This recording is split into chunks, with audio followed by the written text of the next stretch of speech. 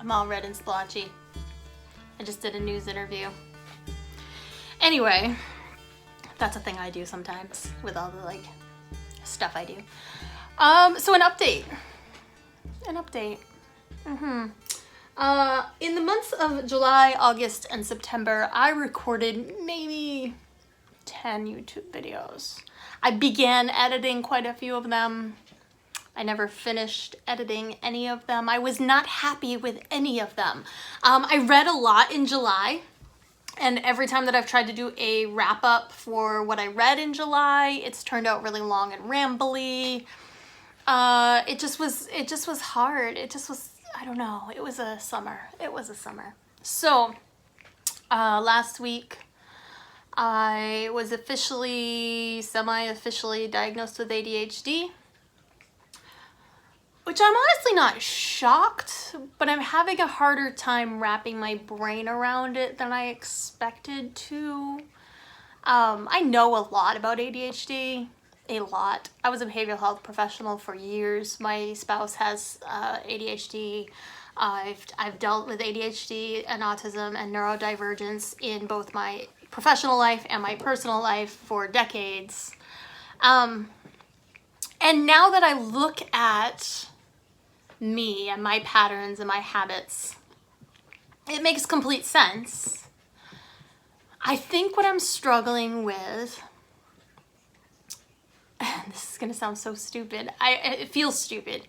What I'm struggling with is the things that I have not accomplished in my life that I always thought were just because I was being lazy or I wasn't ambitious enough, that now I'm looking at them and going, oh no, that's what it was. So my own personal brand of low self-esteem that has come from decades of beating myself up for not trying hard enough, when really it's that I was trying harder than a neurotypical person maybe was trying and still wasn't able to accomplish what meant so much to me.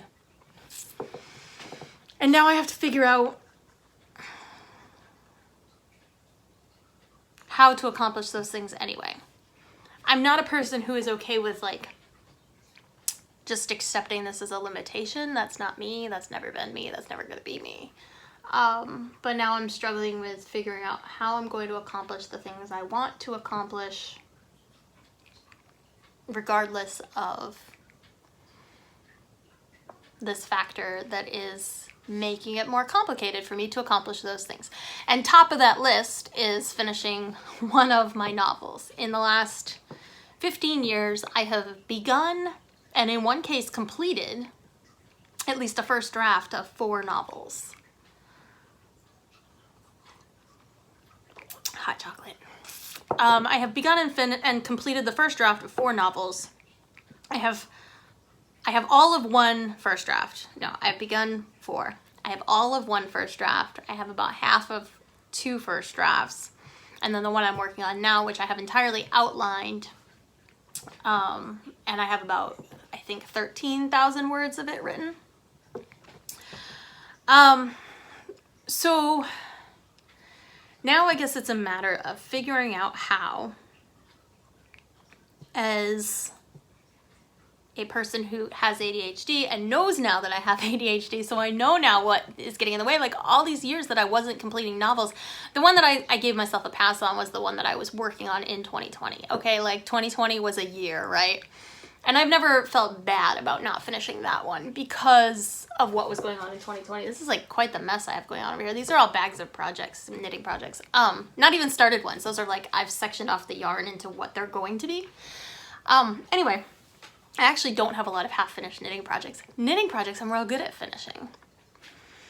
So I'm trying to figure out now how I'm going to make sure that I can complete these dreams that I couldn't understand why I wasn't completing them before. And now I understand why I wasn't completing them, especially doing the evaluation with my doctor that I did on ADHD. Like, I get it. I can see exactly what she's talking about, why she even thought I had ADHD to begin with. It makes sense. It makes sense. And I can see what the complications are that are getting in my way. Now it's a matter of finding the coping skills to get around it. One of those possibilities, of course, is medication. The medication that my doctor wants to try me on costs about, with my insurance, costs $50 a month. So I don't know how that's gonna work out. Let's see. To be perfectly honest, I'm hesitant to even try it because I don't want to pay $50 a month to make my brain work. I don't know what I'm gonna do yet.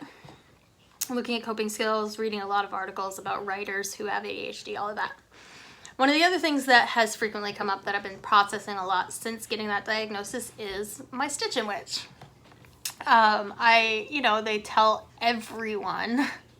everyone says all the time to be consistent and to be, stay on a topic and be niche. And there's all these tips for running a YouTube channel and running a social media platform like this, or social media page like this. And I get that. But first of all, a lot of my favorite creators aren't that consistent. Like 3 in particular that I would name as like my top social media creators. It's always a big surprise when they post a video, and I'm always like, oh yay, there's another video from Gay Glaspie, or there's another video from Gemma Darling. Like, they, go through periods where they're very consistent, but then life gets in the way, which I think is completely understandable, and I'm just happy when they show up in my feed. I'm not ever upset that they haven't posted. So I don't know why I'm expecting that of myself when I don't expect that of the creators I follow. And then another thing that I like in my creators is I follow a lot of creators who have a lot of variety in what they provide. Like maybe their channel is supposed to be mostly books, but they also post about bullet journaling and they post about music or whatever. I like that in other creators. And I think I felt bad doing that here. It doesn't stop me. Like, clearly I've made the videos I want when I want them. But I felt bad about it, or I felt like I wasn't doing something quite right or something, right? I just noticed the cat food dish there. That's what that half a plate is. That's the cat having her canned food at night. Apparently I missed one when I picked him up this morning. So I guess what's happening right now, and part of why I've been so quiet, is because I'm kind of having this reckoning with myself over what I want my social media feeds to be, what I want Stitch and Witch to be, and whether or not I'm trying to force my own ADHD brain into a box that my ADHD brain is not capable of being forced into. And is that okay? So I can't tell you exactly where I'm going to go with this next. I've done a couple of interviews recently with authors. I love talking to authors about their creative process and about their spiritual path. I just had one out last week from Meg Elison. I have one ready in a couple of weeks from, I forget their names. I'll put them up here, Leanne and, no, I can't remember. But they wrote a book about female ghosts, women ghosts in American history. And it's fantastic. And so I still plan to go that direction with that. I want to have a little bit more freedom and more vloggy stuff, maybe, with Stitch and Witch.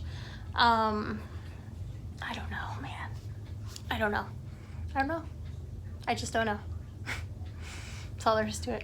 I have a lot. I want to talk about books so much. I've been reading so much this year. I actually meet and have beaten my reading challenge goal already for Goodreads. I had challenged myself to 75 books, and I think I'm up to 79 now.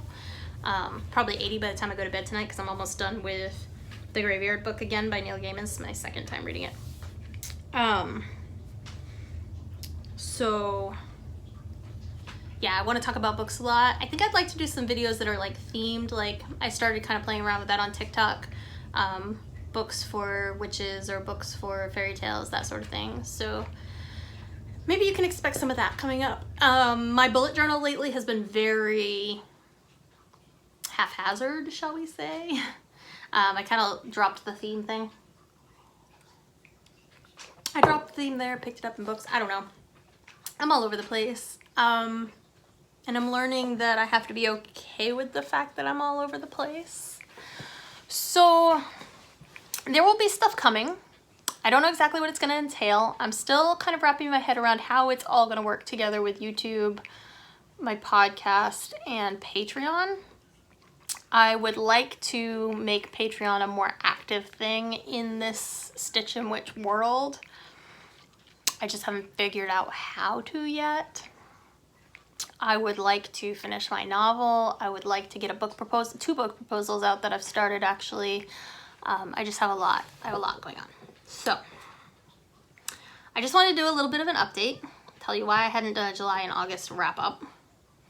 I have recorded them. I have so many amazing books I read in July too that I want to talk about so bad. Like all my top books of the year I read in July. I don't know why it worked that way, but and you know, maybe something will prove me wrong in the next couple of months, but I read so many books in July that were 5 stars and like blew me away that I really want to talk about. So there's probably videos about that coming up. If nothing else, I'll do like the top 6 books I read this summer or something like that. I haven't really finished a lot of knitting projects that are bigger. I do have a video coming up about my new hat pattern that is out. Anyway, yeah, I have a lot of different things. I have a lot of things going on. So, I guess stick around if you're interested in all of that. I'll probably end up talking about ADHD a bit more because I feel like I'm really kind of wrapping my head around how this diagnosis is affecting my self-esteem, and not in a negative way. Like, yeah, it's actually bolstered my self-esteem in a way. It's hard to explain, but I'll get there. So anyway, like and subscribe and stick around if you want to watch this little weird journey I'm on. Hopefully it will involve me finishing writing a novel. I also have a new pattern that I finished the knit on last night. I'm going to send it out to test knitters hopefully in the next couple of weeks that I'm really excited about. Maybe one of my favorite things I've ever designed. Might be my favorite thing I've designed. It's super asymmetrical and haphazard and I love it. So yeah, stick around. And until I come back here, go make something magical.